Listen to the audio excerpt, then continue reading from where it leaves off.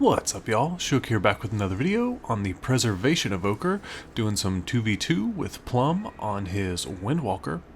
I am playing the Chronowarden build, and I will pop that up on the screen here for just a second, and I will also link the build code in the description of the video for those of you who are interested.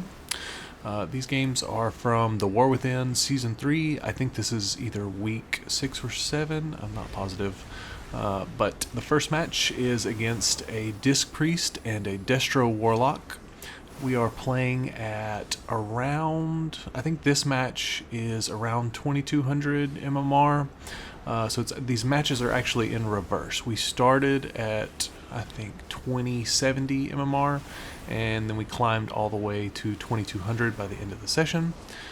You can see there that we get the trinket from the Disc Priest and we get pain suppression.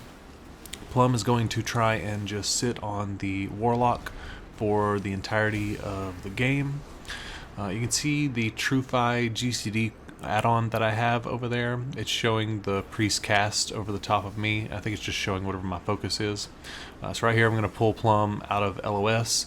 I used my cauterizing flame to be able to remove havoc since it does cast or count as a curse. And I'm trying to sleep the priest, and we're just going to do a little bit of damage. He's going to port, Plum's going to port, and then he's going to use his gateway to get away from Plum again. I'm going to dispel Plum out of that fear, and he's going to be able to do some decent damage here. He's actually going to use that PvP port ability or whatever, and I went ahead and let him do it to me because I wanted to be more near the pillar. Looks like Plum's going to get the full stun. I'm going to do my fire breath there and then go try and sleep the priest. I did get him sleeped, and now I'm trying to just do damage to the warlock. Looks like he does lock me on spellfire. I'm going to dispel Plum out of that fear. Here comes the mortal coil into the chaos bolt. And I am trying to use Spirit Bloom to just kind of pick Plum back up, and then I use Dream Breath to put the heal over time effect. I'm going to lock this second Chaos Bolt and get out of here for a second because he can do a lot of damage to both of us if he free cast. There is Power Infusion. I'm going to go ahead and trinket this fear, use Spirit Bloom, and then I'm going to use Fire Breath, and with the PvP talent that I have, it is going to remove Power Infusion from him. Then I'm going to go try and sleep the priest. He's going to Greater Fate it, and I'm going to re-sleep him, and then we're going to take down the Warlock. So this is a pretty favorable matchup for us. I will say that Preservation Evoker's best comp is Death Knight Preservation Evoker and not Windwalker, but this comp is still pretty fun. We were able to make it work. We went 8-3 on this session. This next one is another Preservation Evoker. This is actually the only Preservation Evoker we saw in the entire session. We get a good opener here. I'm going to use the Oppressive Roar into the Deep Breath, so we got them both stunned into the Fire Breath as well. It looks like the Warrior pops Avatar here. So I am going to try and get some hots up, do a late trinket there. I probably could have held it, but I was just a little bit scared. So it can be pretty sketchy if they get any kind of big follow-up CC. You can see me also use Reversion, just going trying to pick him up, and it looks like I was able to use Nullifying Shroud to stop the stun from the Deep Breath. Plum has a lot of damage on the Preservation Evoker right now. Looks like I did juke his kick, but they got the juke on Plum's kick. Looks like he's going to go ahead and Karma. I'm going to cast Deep Breath, which is going to purge them a little bit here. I'm trying to do damage. Plum's going to turn, and he's going to trinket, and it looked like he took down the warrior. So them being grouped up, Plum's cleave damage is just going to be really, really high. So it's good for us for them to group like that. This next one is against a Windwalker and a Disc Priest. I tried to put like a variety of different matchups in this video. I didn't want it to be all the same thing. That we fought quite a few hunters, like Hunter, Disc Priest, and I think I put one of those later in the video, but I wanted it to be just a bunch of different comps around this MMR, so you can kind of get a feel for like each of the different matchups. I'm going to do the Oppressive Roar here, and then I'm going to try and stun all of them, and then I'm going to go into the Fire Breath. I only did it on the one there. I probably could have held it a little bit longer. And now I am trying to get my Nullifying Shroud back up so I can play in on top of them. Plum is going to be sitting this Disc Priest, and I'm just going to sit here and try and do damage and disintegrate. Looks like he did get within touch of death range, so Plum was able to take him down. So kind of a cluster there, but again, it's good for us if they stack and we can cleave them like that. This next one is against a Survival Hunter Resto Druid, so this is probably the most common comp that we fought. You really want to have the PvP talent that removes different magic abilities with your Fire Breath. It's really good against Resto Druid. I know I've said that in quite a few videos, but it can be like game winning. If you don't take it, then it's just a big blunder. So right here, it looks like I was able to Nullifying Shroud the first kind of wave of CCs, trying to get Dream Breaths up. Survival has a lot of burst this season, so we have to just kind of be mindful of that. I'm trying to sleepwalk the Druid. He gets around the corner, wasn't able to quite get him. Then I'm going to Verdant Embrace to Plum. I'm going to try and re-sleep the Druid here, but it looks like the waterfall stopped me or something. And I do get trapped, so that's unfortunate. Plum is going to pop Karma here, so I'm just trying to sit. And it looks like he's going to interrupt the Druid, and I'm going to run over here and try and sleep the Druid so he doesn't get a lot of hots, since he did get away there for a second. Looks like Plum's going to swap to the Hunter for a second. I'm trying to just pick him up because the Hunter's doing quite a bit of damage, doing the full Fire Breath, so it's going to purge him of most of his hots, and then I am casting Disintegrate. Looks like Plum is going to incap the Druid. I'm trying to get over here and sleep him. He's going to use his Night Elf racial to go back into cat form, kind of stealth for a second. And now I'm just trying to throw out a root. I was more trying to do that on the pet, and I missed. Looks like we did get deter there.